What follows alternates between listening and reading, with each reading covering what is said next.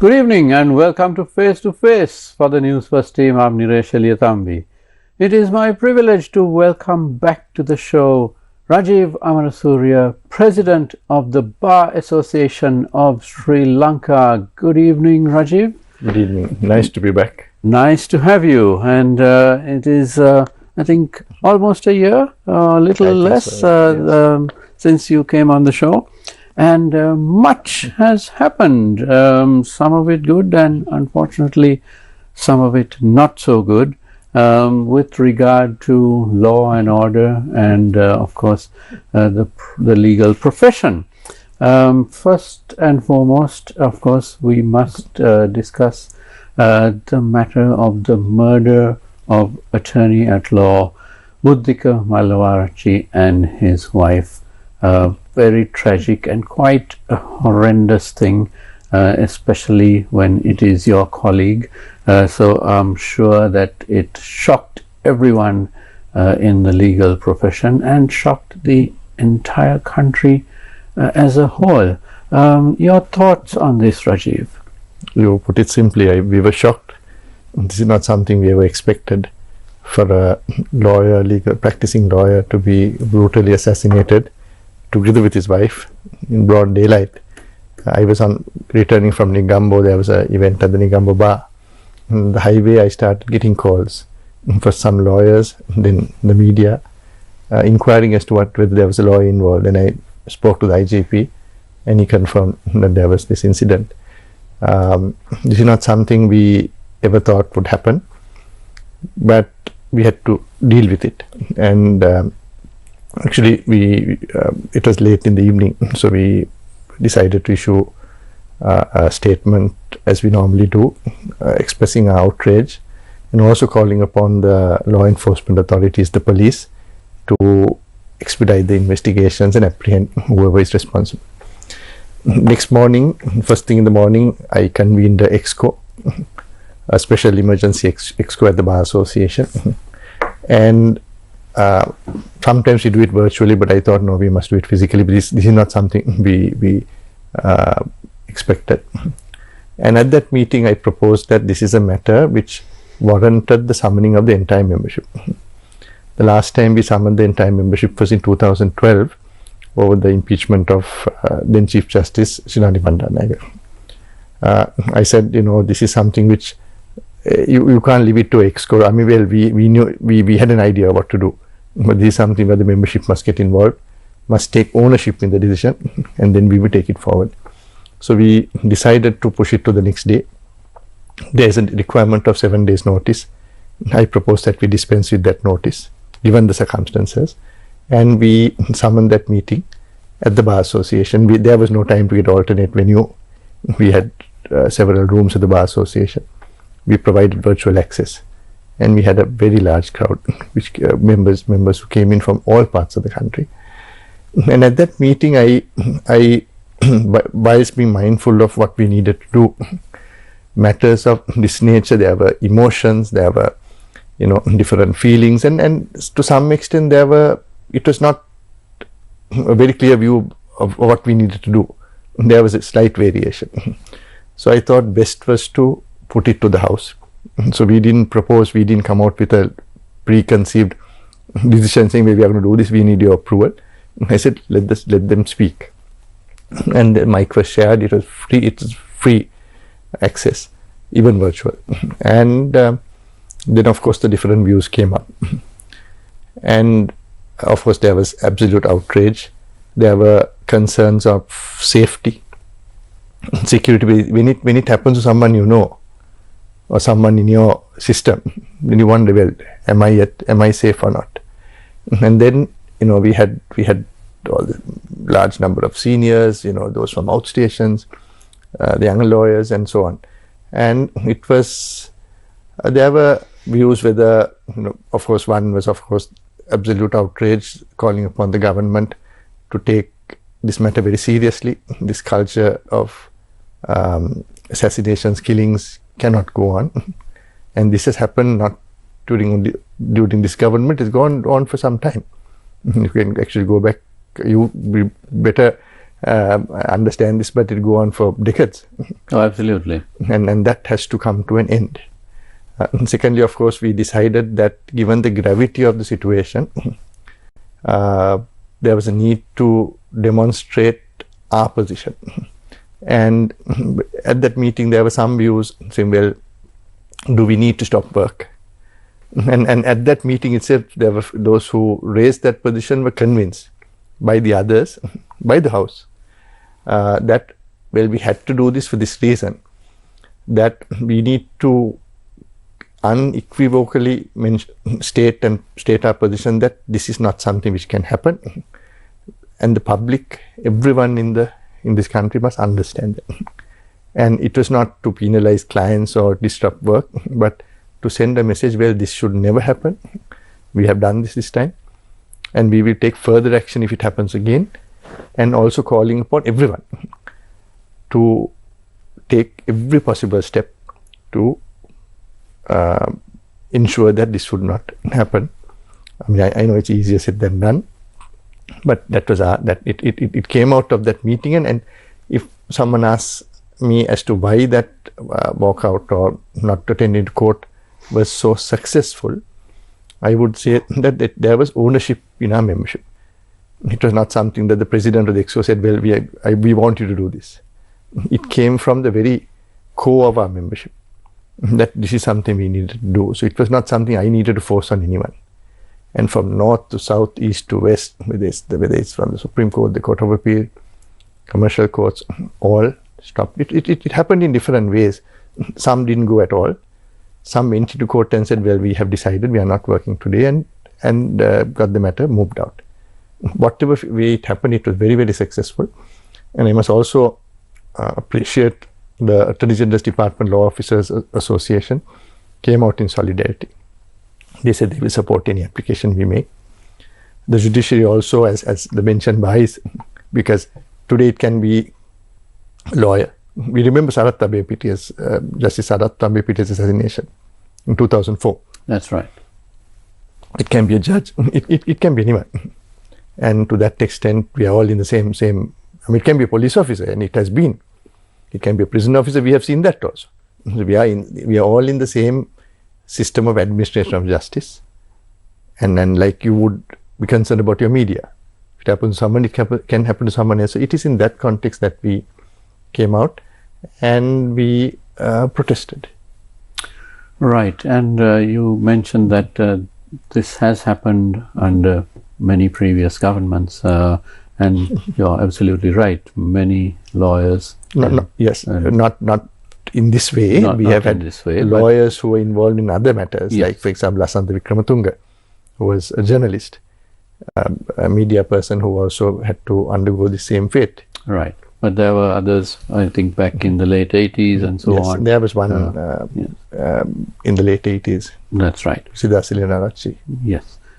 So it has happened before, but not in a long time. Yes. So I think that's part of the reason why it so severely jolted the nation. Yes. Having said that, I think the progress with regard to investigations seems to be going along. Yes. Of course, one needs to finally get those convictions and to lay bare the entire conspiracy, the plot, and so on. Yes. But certainly over the few days that we've had, I think the police have made certain strides in investigation. Yes. So actually we adjourned that meeting. We didn't conclude it, saying that we can reconvene if we need to.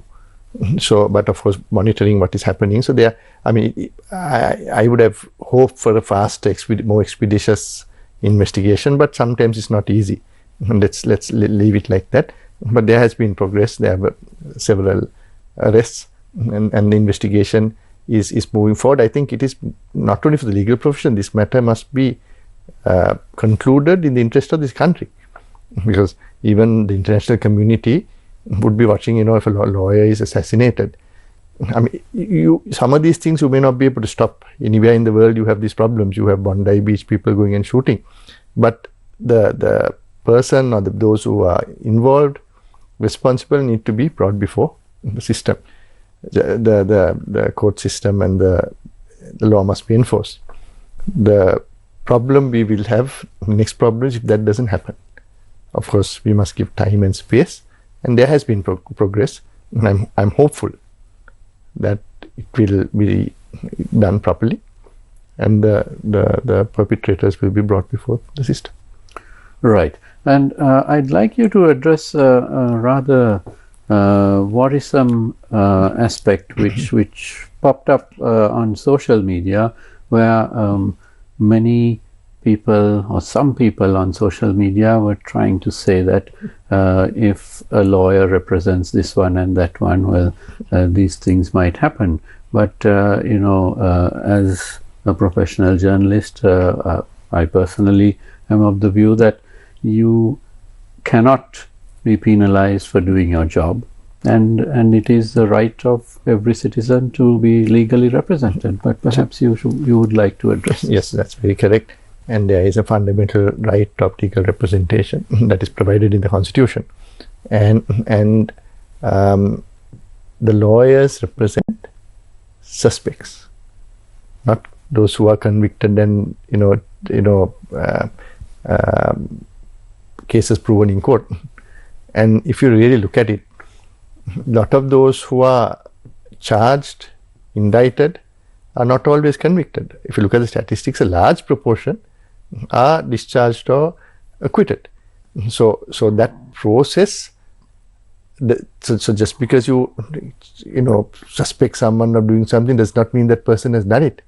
And to that, if you just go basic to the fundamentals, and that is why you need legal representation, because also our system of administration of justice relies on the lawyers, the legal representation, both sides. The prosecution also, you will have the lawyers, on that side. So to counterbalance that, the suspect also has that entitlement of a lawyer.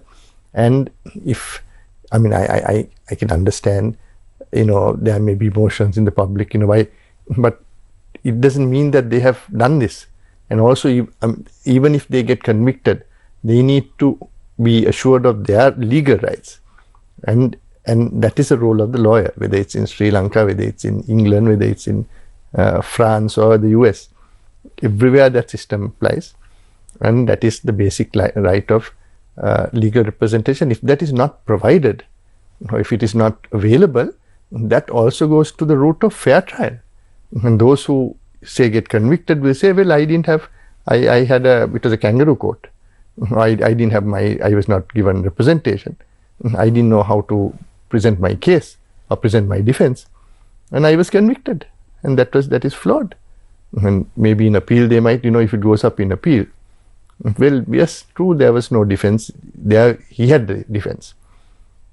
And the reality, I must reiterate, is that a lot of these people who are charged, indicted, are not convicted.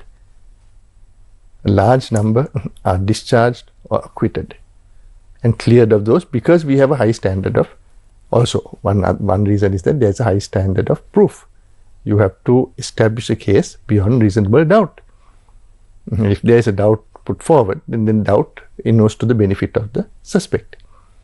So in that system, it is apart from being unfair, I would say it's counterproductive, because any citizen, anybody can be suspected or charged of some offense. That would mean, where do you draw the line? You have a traffic offense. That is also it's an offense. Well, you have done something wrong. You have broken the line. Still you will go to the lawyer and try to defend it? Absolutely. Then you must charge. Then you don't need a court system. You can, majority can decide, well, he's done wrong. Hang him. So it's all part of the process. Another little bit of criticism I saw on social media was the fact that the Bar Association decided to take this action this time and not in certain previous instances. Would you like to address that? So we have always addressed issues of violation of human rights, fundamental rights whenever, there have been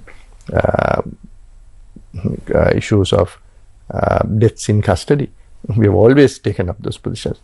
But we have raised it, but this time it happened to a member of our profession. So, I mean,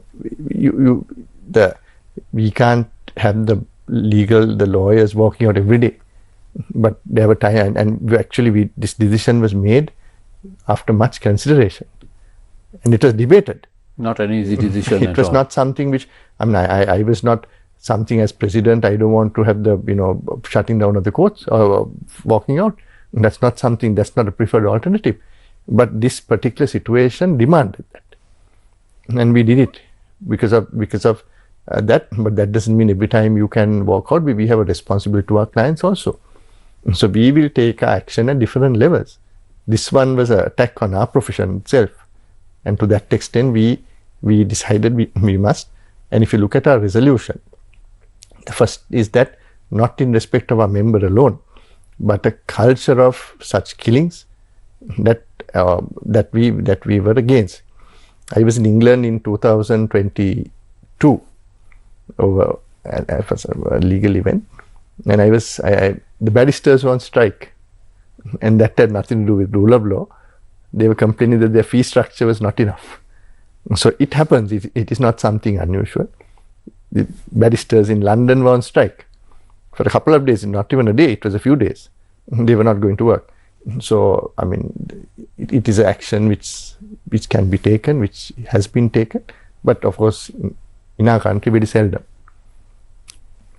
Right, and also, do you see the Bar Association playing any kind of role in this particular investigation to spur it on further? We have no direct role to play in the investigations that we're interfering in investigations, but certainly we will be representing the aggrieved party, our member Puddika Mallavarachchi and his wife who were assassinated, and through court we would be making the relevant applications to expedite the investigation. Of course, if there's at a point if we feel that the investigation is not proceeding the way it should, then of course we will have to take necessary appropriate action, and we will do that. We have said that we are not going to hesitate for a moment, but as long as we are comfortable with what is happening, and as long as we feel that it's progressing in the right direction, then we will let that process go. Proceed. Right. Wonderful. Now, there have been a number of murders in this country, mainly drug related. But whenever we see or hear of these murders, it does a lot of damage to the country, to society, and so on. And this is something which we all want it to stop. What's the position, your position on this, and that of the Bar Association? It must stop. That's unconditionally, it must stop. What we sometimes don't realize is that we to some extent we have got accustomed to hearing this. If you really think about it, you hear on radio or television on your phone that someone has got shot somewhere. We are now accustomed to hearing that, and that is something very dangerous. It's not now when we had a lawyer being gunned down, then we reacted. Every life is that person's life, and it is valuable. What we don't realize is that this culture, the fact that it can be interpreted to be unsafe, it can be interpreted. People will dispute this one, but someone can interpret and say there is a threat to public security. Some might say go one step further, say there is a national security threat. It can be disputed, but that sentiment is very counterproductive from an outside point of view. If someone is going to come on for tourism, if someone is thinking of investing, and if you have this culture, you would be afraid. Now take Bangladesh for example. We hear various things. I mean, now for they have had elections, but various people have various narratives. Kashmir, You think of those places as not being safe. And I'm not saying Sri Lanka is that, but we have to curtail what the state, the law enforcement. It is also an investment. However much we try to attract investment from outside, if you have these problems,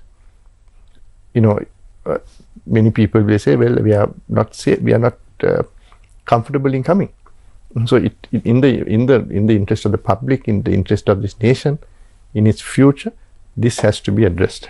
And to that extent, consecutive governments have not.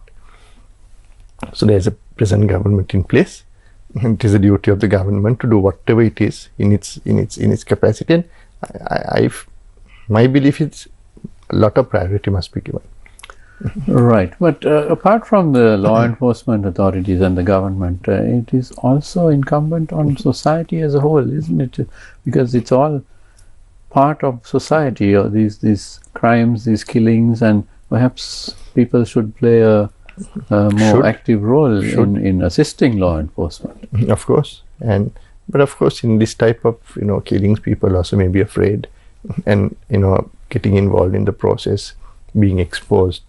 But maybe you need to have more. And also remember, we are now in 2026. There's a lot of technology, communication, device things which you can get information through, and may have corridors for citizens also to be able to escalate information, share information without getting compromised. Absolutely. Often, you might know that your next door neighbor is involved with something, but it's probably safer not to even notice that. And the reality is, most people would do that because you don't want to compromise your own safety and security. And there is, and being a lawyer, being in this role also, there is a sense that even if you give information, it might go out, it might get exposed, you might see it on some Facebook or some social media channel, so better just stay away. So if that is the type of citizen involvement we want, we have to also ensure that the system ensures confidentiality,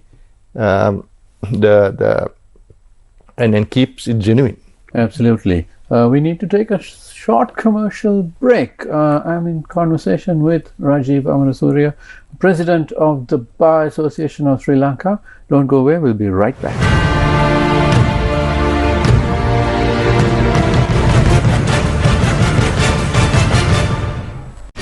Record-breaking alerts. මෑත ඉතිහාසයේ ශ්‍රී ලාංකේය සියලුම box office වාර්තා බිඳ දමමින් ලොකු ප්‍රශ්නයක් sir. තිරගත වී දින 26කින් ලක්ෂ 3000 සීමාව පසු කළ කියන්න මට කොහෙද ගියේ වැරදි කියලා.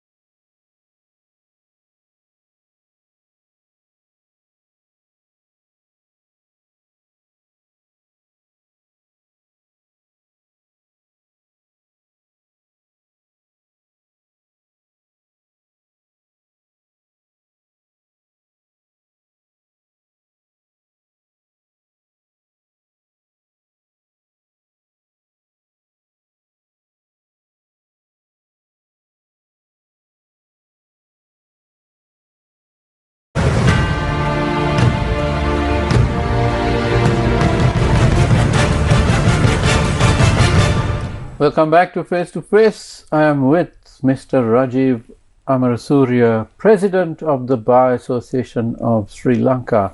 Rajeev, let's talk about the many activities of the Bar Association.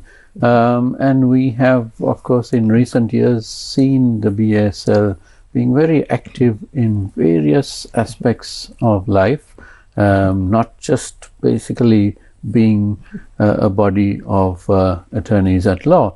So let's talk about the work that you all did with in the aftermath of Cyclone Ditwa. Again, BASL was quite actively involved. Yes, so we had actually our response was twofold. We had a large number of members also facing a lot of damage and harm, and we supported our members who had that through various we have a benevolent fund and through collections. Because for example, I went 2 days after the cyclone to the Kandy courts, and the first floor of the office complex, the water had gone right to the roof. So not only your furniture, photocopy machines, all your files, and we saw it on the media. And it was, and also when this water comes in, it comes in with mud. And I was there the day after, so the smell of mud, the files were coated with mud, and they had to use like paintbrushes to try to extract as what could be done. So we supported our members. The Kandy Law Library, which had a array of very valuable books, was absolutely destroyed. And what I remember is when I went, there was a table, the library table on top of a cupboard. It was floated and gone up. And in fact, today in the morning, I went to Kandy, and that we opened the new Kandy Law Library was reopened after 3 months. And also we had first time we started a BSL service point outside Colombo, and that was also opened in Kandy. Quite apart from that, from a community point of view, there were a lot of legal issues which people faced. They lost from losing documents to families who broken up. There were deaths. So we partnered with Gammadda of Sirasa, and when Gammadda goes across those areas, the legal aid part is handled by the Bar Association. So we have now done about six or seven cities, and I think in Kandy and this weekend also there were several locations, and to provide that legal support. Unlike maybe some of the other professional bodies, we have internal objectives, but also external objectives. Rule of law. Whenever there has been a rule of law crisis in the country, the Bar Association has always been on the right side. Independence of the judiciary, fundamental rights of people. In fact, it was just a few months ago that the BSL petitioned the Supreme Court when that issue of ragging at the Sabaragamu University took place and there was a death. In fact, our application, leave to proceed, has been granted, and several important stay orders also to ensure that it doesn't happen to the future. And we are hopeful that ragging will be something of the past when these steps are taken.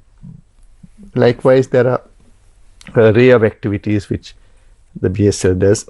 We have on Thursday we have the capital markets symposium. Again, media partner is Newsfirst, and that is to do with the capital market, the laws, what needs to be developed. So it's an array of activities. We had the data protection symposium the other day on the data protection laws. A lot of the laws which are coming in, those which need review, we have various committees internally which come out with reports. Then there's a new arbitration law coming. Our report is just going out. So there are a number of activities which sometimes the public won't see what we do internally, and it's regular work, and it's all voluntary on the part of the lawyers. But they come in and they do that support. We have a 26,000 large body, so there's a lot of engagement.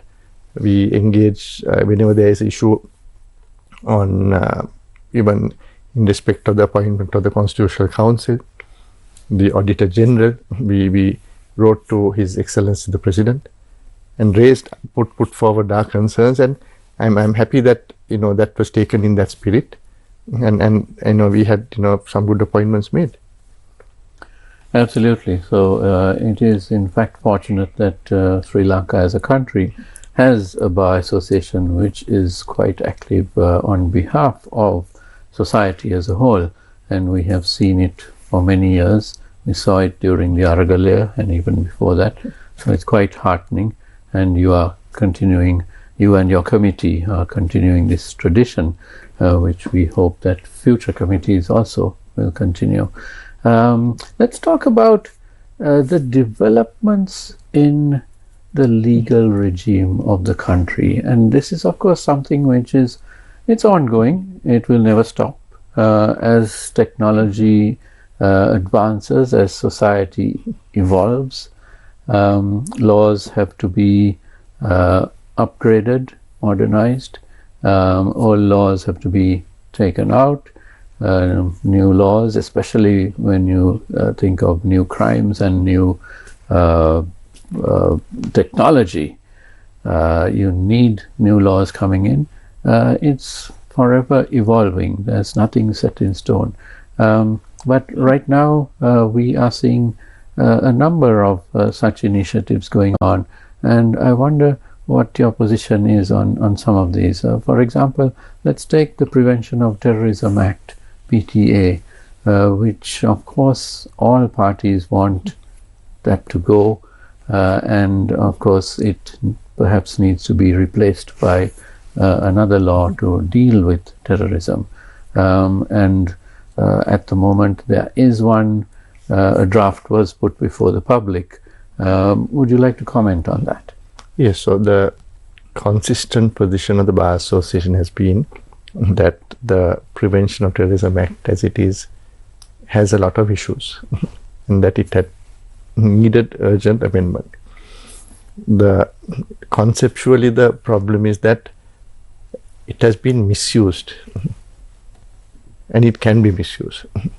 So that gap needs to be filled, and we have seen that across governments, across regimes from the time it was enacted, being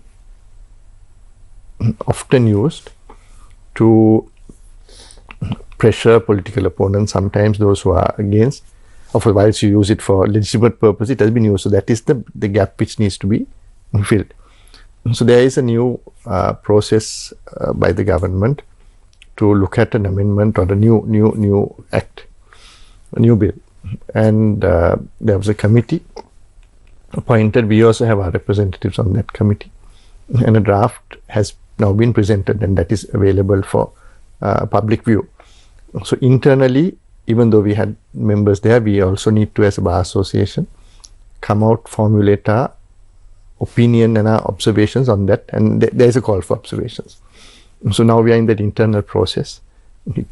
Preliminary draft was presented to the last EXCO from one of our committees raising the issues. So we have now referred it to another committee. We have a Human Rights Committee, Rule of Law. We have those committees to come out with their concerns also. And once we have all of that, and once we put it to the membership, at least to the Bar Council, we will then have our position on what we want to say in respect of this, the PTA, the new piece of legislation.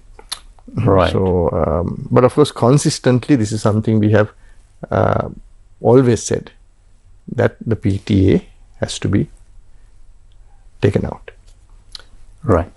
And of course, the PTA and its successor, there's a lot of debate going on, and I'm sure that this is not an issue which is going to be resolved quickly, because there's been so much said about the process that's going on right now. What about the other laws, such as the Online Safety Act? Again, a very controversial law which was passed a couple of years ago, and it has come under a lot of criticism. and that again, I think there is a committee looking at yes, and amending a it. couple of months back we submitted our position also on that. I mean, there are some provisions you might have to retain, but some have to be taken out. But if I recall, our proposal was that you come out with a new piece of legislation. You replace the present, you repeal the present law and come out with something which is more less draconian and addresses what only needs to be addressed. The general complaint is that it's too wide, and again, as is the PTA, can be misused. So if there is a problem, that has to be addressed. But overarching laws which provide tools which can be misused is something very dangerous. And we have seen successive regimes misuse such laws in the past. So that's something that we need to be very careful about. What about the ICCPR Act, which again was meant to protect individuals and groups and protect their freedoms, but we have seen it being misused in the past. Again, another law which perhaps needs looking into. We haven't really focused on that at this juncture, but as you say, there's a common thread. All of these laws which have been brought for some one purpose has been misused. So whether you have safeguards inbuilt, or whether those who are empowered by law to use those laws or to operate those laws are then restrained in some way not to misuse it. And it is also important that if anyone misuses it, then they must be taken to task. That is vital. Absolutely. Let's move on to another subject, which is awareness creation with regard to the law. The BASL has often held various workshops around the country, series of them in fact, some of them more general, some of them more specific. Any plans? So we continuously hold programs for our membership across the country. I think after I became president, just if you look at the last 10 or 11 months, we have held more than, I think, 125 or even close to 150 programs. Large number virtual and the balance physical. The number is between 125 and 150, and it's a large number. The public also have access to much of this, because a lot of what we do virtually, or everything we do virtually, gets deposited in our BASL YouTube channel. If you go there, you will have free access to close to 300 webinars on different aspects of the law. Any concern, whether if you are concerned about bail, you will find webinars on bail. If someone is about a partition matter, if you want to understand the law a little bit before you meet your lawyer, that is available. And we have not restricted it to our membership. It is available to everyone. And every physical program also we do, at least a component of it, even if it's a paid ticketed event, we still provide that virtually. Because my view is that even if you have a hall full of say 300 or 250, that is out of 26,000 lawyers. So if we are going to share our knowledge, if we are going to have awareness among our members, then that we need to open out, and we have not restricted it. It is available for anyone to access, learn, and if I look at some of those programs we have, and I said over 300, we have 10-20,000 views per program. So people are accessing, and people are watching, and of course we will do as and we also have various lawyers coming on with programs on your channels, different channels, again for awareness. When the present government took office a little over a year ago, it was widely accepted that the legal system in the country needed a lot of change. Principally, cases are taking too long, decades in fact, and there have been certain steps taken, new courts have been opened and so on. What would be your view on how to take this forward? So there is a e-courts project which was initiated by the present Chief Justice, which seeks to address all of this. Some of the delays which we encountered were the delays in the documentation and the process. So the vision of His Lordship the Chief Justice, supported by the Bar Association, is to move towards, sooner than later, a paperless environment. We should be able to walk into court maybe with an iPad. That is what I was saying. I've been speaking of for some time. The judge, when you go to page 1222, the judge will have it, the opposing counsel will have it, and you just move. But if you go to those briefs, now what happened in Candy, a lot of them got destroyed, they had to be put together. So through that process now, it's being connected. If you look at the Supreme Court website, it is now very friendly, and also there is now ability to e-file. I mean, there will be a period of transition, but it is possible. And then you don't have any paper. You have a secure PDF which you base, which will get disseminated. So those are things which are being looked at. Some new courts are also being set up. Also, I believe that instruments or systems as a mediation, which is now very popular in other countries, places like Singapore in the West, commercial mediation, where it is the lawyers who are involved, but you are before a mediator, either court directed or before you go to court, and try to work it out. And it is a preferred choice, especially in commerce, because people don't want to spend too much time in court, and also you don't want it to be something public. And often a little bit of give and take, you can arrive at a resolution, unless they are poles apart. So that also is something the BASL also is looking at and looking at getting involved with. In fact, because of that, I myself followed a course at the BASL. We had some Singaporeans coming in.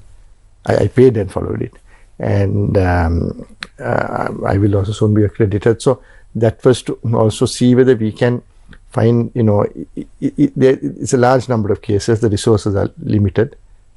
You can't just triple the number of judges or the courthouses, you have to gradually do it. So you have to reduce the bulk and look at settlements and so on. Excellent. We're almost out of time, but I'd like you to address something which has been spoken of globally, which is the breakdown in the fundamentals of the respect for international law. And this is something we see happening more and more in the West now, and there are clear frictions between Europe, the United States, and so on. But in such a global scenario that we are living in right now, would you say it's more and more important for countries like ours to work on our own systems and ensure that the respect for the law and the fundamentals are adhered to within our own countries? Yes, it's.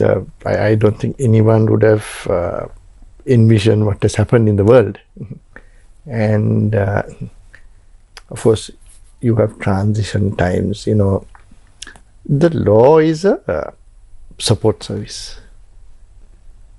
The law is there to drive something else: the well-being of the people, the betterment of the people, development, and have resources and all of that. So it's a structure, safeguard to ensure something else. The law alone would not give food and water and money or to the person. We will ensure that it's a even playing field. It is fair. If there's a dispute, it will be resolved.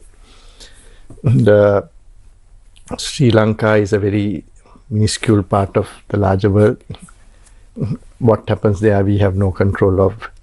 But a few things. One is we must be smart as a nation to leverage and get the best of everything. There are, there were at some point different, blocks, go back in time, that has changed. In the last 3-4 years, we have seen it changing. We see India as the 4th largest economy. That's correct. And we are positioned nicely below India. We have China, which is a engine of growth. It's a lot of happening there. But then we have the US, which is the largest economy. So as a country, we need to be sensitive to all of these, the requirements. Then we have friends in the South Asian region. We have our long-standing friends like Japan. So we cannot, because Sri Lanka is what is known outside, not leaders or those who come in transition.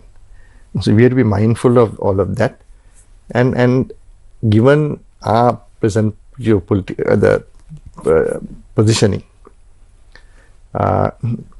we should have done a lot more by now. But even now, it's not too late. Technology provides an opportunity to leapfrog. Whatever happened or didn't happen, as now we are in the present. We have, from AI to all of that, that is still enough to catch up what we have lost. If the correct decisions are made, correct investments are made, and correct friends are kept, everyone is, we were non-aligned. We have to be friends with everyone. And I mean, when you retain those friendships, everyone will be clamoring to have some hold with us. So your question to me was in relation to our legal framework. We need to be a safe place, not a turbulent country, a country of controversy, country of killings, country of corrupt people. If we get our act together, if we are a safe place for those to come in, it is not to be corrupt and fight for the spy which is there. The spy can be not 10, maybe 100-fold if it is properly directed, and then everyone will have enough. You don't need to be corrupt, or you don't need to do wrong. And so that is what I think we need to do, and for that the law must be applied. The law must be applied equally, and as we spoke, there are areas of the law which need to be developed also, because we sometimes speak, I'm getting away, but you speak of state entities we expect to make profits. Take Sri Lankan Airlines. But how does state entity like Sri Lankan Airlines, subject to all of the government regulations, subject to RTIX, subject to all of that, then be expected to compete? A private entity which is driven, which is profit driven, would do things which sometimes is in the interest of the institution. You don't open up your all your decision making. The board is not open to the public. So if you want to have say state entities, government owned businesses making profit, then we must give them the space. You can't hold the strings. And we have seen a number of resignations. And even recently there was a letter saying, it's difficult to work. That is not because of the people or the people behind. It is the system. So either we must decide that as a country, the profit making, the businesses is in the private sector, which is conceptually correct. But if the government is going to dabble with in industries and ventures which expect to make profit, then you must give them the space. You can't have interference. But sometimes in a commercial environment, it may not be the perfect decision, but at that moment you must make that decision. But later, if it's going to be scrutinized by either the Right to Information Commission through a process or maybe a court, saying, well, this is not the right thing to do. You could have done something else. Or you should have, called for, gone through 3 months doing this when your competitor is already doing it. So those are fundamentals we must understand. And there is a huge potential in this country. I have said it repeatedly in different forums. In my view, we are not even 25%.